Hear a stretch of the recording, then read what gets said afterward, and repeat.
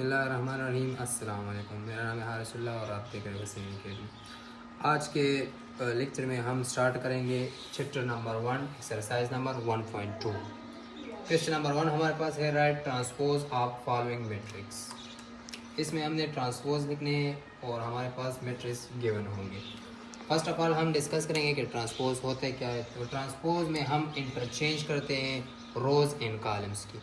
एक मैट्रिक्स हमारे पास गिवन होगा, उसमें हम मैट्रिक रोज़ को हम कॉलम्स में चेंज करेंगे और कॉलम्स को हम रोज़ में चेंज करेंगे। तो हमारे पास क्वेश्चन नंबर 1 में पार्ट नंबर 1 है, पी मैट्रिक्स हमारे पास गिवन है 1 2 3 1। तो जब हम इसका ट्रांसपोज लिखते हैं तो हम उस मैट्रिक्स की नेम के ऊपर हम स्मॉल टी लिखेंगे, वो रिप्रेजेंट करेगा कि ये हमारे पास इस मैट्रिक्स का ट्रांसपोज है।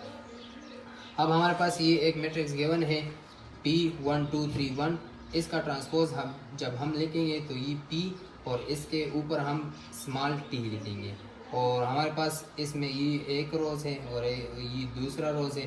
तो इसको हम इंटरचेंज करेंगे, ये रोज़ हम कॉलम में इंटरचेंज करेंगे तो इससे कॉलम बन जाएगा और ये हमारे पास रोज़ है तो इससे दूसरा कॉलम बन जाएगा 3 1। या हम दूसरे लफ्ज़ों में ऐसा भी कहते हैं कि ये हमारे पास एक कॉलम है तो ये रो में चेंज हो गया और ये हमारे पास दूसरा कॉलम है तो ये दूसरे रोज़ में चेंज हो गया। तो ट्रांसपोज में हम बेसिकली ये करते हैं कि हम रोज़ को कॉलम में चेंज करते हैं और कॉलम्स को हम रोज़ में चेंज करते हैं। ये हमारे पास क्वेश्चन नंबर 1 पार्ट नंबर 2 है। क्यों हमारे पास एक मैट्रिक्स गिवन है LMNP। तो अब हम इसका ट्रांसपोज जब लेंगे तो ये क्यों इस मैट्रिक्स का नेम्स है तो इसके ऊपर हम स्मॉल t लिखेंगे। इसका मतलब ये होगा कि ये क्यों t ये इस क्यों मैट्रिक्स का ट्रांसपोज है। इस ट्रांसपोज में हम क्या करेंगे, ये हमारे पास एक रोज़ है, ये दूसरा रो है, तो इस रो को हम कॉलम में चेंज करेंगे। तो ये जब कॉलम में चेंज होगा तो ये LM बन जाएगा और ये हमारे पास NP है तो ये NP हमारे पास कॉलम में चेंज होगा। या हम दूसरे लफ्ज़ों में ऐसा भी कहते हैं कि ये हमारे पास एक कॉलम है तो ये एक रो में चेंज हो गया और ये हमारे पास दूसरा कॉलम है तो ये हमारे पास दूसरे रो में चेंज हो गया। अब हमारे पास ये क्वेश्चन नंबर 1 पार्ट नंबर 3 है। तो ये हमारे पास एक मैट्रिक्स गिवन है जो है 6 सिंगल मैट्रिक्स है और एक एलिमेंट है इस मैट्रिक्स में। तो इसका ट्रांसपोज हम ऐसे लिखते हैं कि इस R के ऊपर हम स्मॉल t लिखेंगे तो ये हमारे पास ट्रांसपोज अब R कहलाएगा। और ये हमारे पास सिंगल मैट्रिक्स है, मीन्स इसमें 1 रोज़ है 1 कॉलम्स है, तो इसका ट्रांसपोज यही मैट्रिक्स आएगा 6 आएगा। अब हमारे पास क्वेश्चन नंबर 1 पार्ट नंबर 4 है। इस हमारे पास एक मैट्रिक्स गिवन है -5 1 -2 1 4 4। तो जब हम इसका जब हम ट्रांसपोज लेंगे तो इसके ऊपर हम स्मॉल t लिखेंगे। इसका मतलब है कि ये हमारे पास ट्रांसपोज ऑफ S है और इसमें हम ये हमारे पास एक रो है, ये दूसरा रो, ये तीसरा, तो ये रो हमारे पास कॉलम में चेंज होगा तो -5 1। ये दूसरा रो हमारे पास दूसरे कॉलम में इंटरचेंज होगा तो ये -2 1 और ये हमारे पास तीसरा रो है, ये तीसरे कॉलम में चेंज होगा, ये 4 4 आ जाएगा। तो ये हमारे पास ट्रांसपोज ऑफ S कहलाएगा। या दूसरे लफ्ज़ में हम ये हमारे पास एक कॉलम है तो ये कॉलम इस रो में चेंज होगा, ये हमारे पास दूसरा कॉलम है तो ये दूसरे रो में चेंज हो जाएगा। अब हमारे पास क्वेश्चन नंबर 1 पार्ट नंबर 5 है। तो ये हमारे पास एक मैट्रिक्स है 6 7 8 13 1 3 2 4 1। तो ये हमारे पास जब इसका हम ट्रांसपोज लेंगे तो ठीक है ऊपर हम स्मॉल t लिखेंगे। इसका मतलब ये होगा कि ये इस मैट्रिक्स का ट्रांसपोज है। ये हमारे पास फर्स्ट रो है तो ये फर्स्ट कॉलम में चेंज हो जाएगा 6 7 8। ये हमारे पास दूसरा रो है तो ये दूसरे कॉलम में चेंज होगा 13 1 3 और ये हमारे पास तीसरा रो है, ये तीसरे कॉलम में चेंज हो जाएगा तो ये हमारे पास 2 4 5। तो ये हमारे पास ट्रांसपोज ऑफ t कहलाएगा। TE ट्रांसपोज ऑफ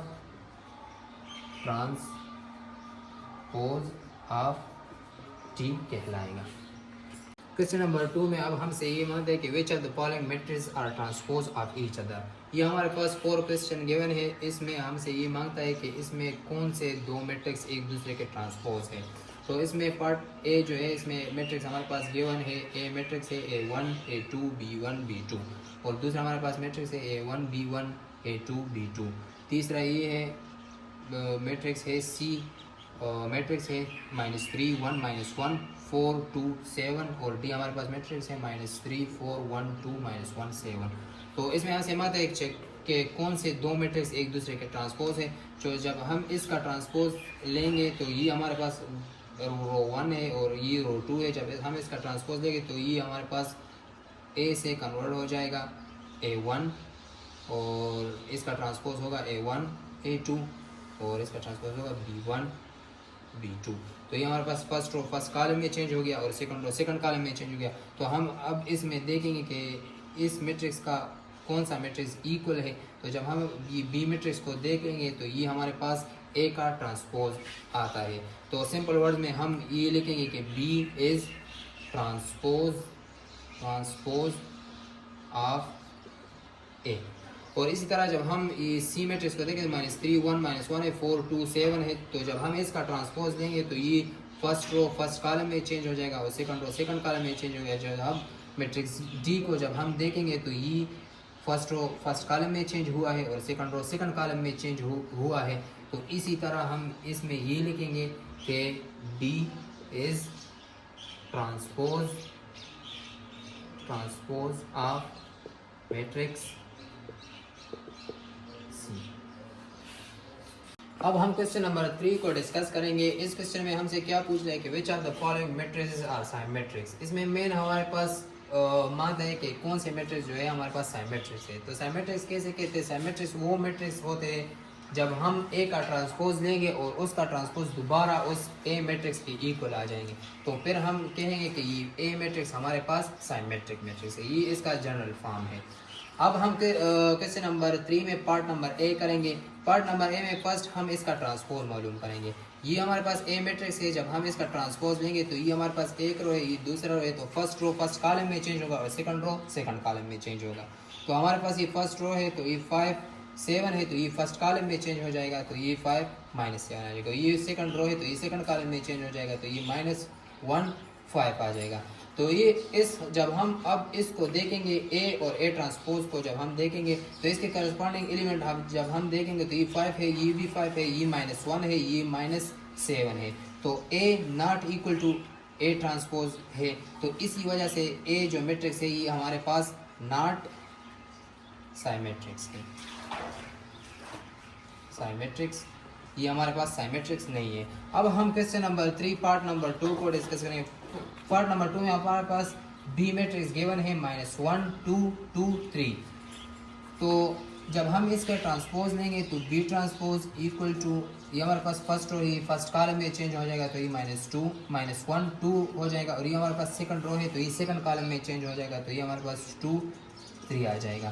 तो जब हम अब इस बी को और बी ट्रांसपोज को जब हम देखेंगे कि आया ये इक्वल है या नहीं है तो इसमें हम इसके करस्पॉन्डिंग एलिमेंट चेक करेंगे। ये -1 है, ये भी -1 है, ये 2 है, ये भी 2 है, ये 2 है, ये भी 2 है, ये 3 है, ये भी 3 है। तो हमारे पास ये कंफर्म हो गया कि B equal to B transpose ये हमारे पास इक्वल आ जाएगा। तो जब एक मैट्रिक्स का ट्रांसपोज इसका इक्वल आ जाए तो इस मैट्रिक्स को फिर हम कहते हैं कि ये साइमेट्रिक मैट्रिक्स है। तो हमारे पास B इज साइमेट्रिक मैट्रिक्स। तो B हमारे पास साइमेट्रिक मैट्रिक्स है। अब हम क्वेश्चन नंबर 3 पार्ट नंबर 3 को डिस्कस करेंगे। इसमें हमारे पास C एक मैट्रिक्स गिवन है 3 4 5 6 है। जब हम इसका ट्रांसपोज लेंगे C transpose equal to first row first column में चेंज हो जाएगा 3 4 आ जाएगा, सेकंड रो सेकंड कॉलम में चेंज हो जाएगा तो 5 6 आ जाएगा। अब हम इसको देखेंगे कि आया C मैट्रिक्स C ट्रांसपोज का इक्वल है या नहीं है। तो ये 3 ये भी 3 है, ये 5 है, ये 4 है। तो जब एक भी एलिमेंट सेम नहीं होगा तो ये मैट्रिक्स फिर एक दूसरे के इक्वल नहीं होंगे। तो C not equal to C transpose हो गया। तो इसी वजह से C is not symmetric. C हमारे पास साइमेट्रिक नहीं है। अब हम क्वेश्चन नंबर 3 में पार्ट नंबर 4 को डिस्कस करेंगे। हमारे पास D एक मैट्रिक्स गिवन है 1 2 3 4 5 6। जब हम इसका ट्रांसपोज लेंगे तो D transpose equal to first row है फर्स्ट कॉलम में चेंज हो जाएगा 1 2 3 और सेकंड रो सेकंड कॉलम में चेंज हो जाएगा 4 5 6। तो अब हम इसके करस्पॉन्डिंग एलिमेंट चेक करेंगे। तो इसका तो पहला तो इसका ऑर्डर भी सेम नहीं है। इसका ऑर्डर 2/3 है, इसका 3/2 है। तो इसी वजह से D not equal to D transpose आ गया। तो इसी वजह से D इज नॉट साइमेट्रिक कहलाएगा कि डी हमारे पास सिमेट्रिक नहीं है।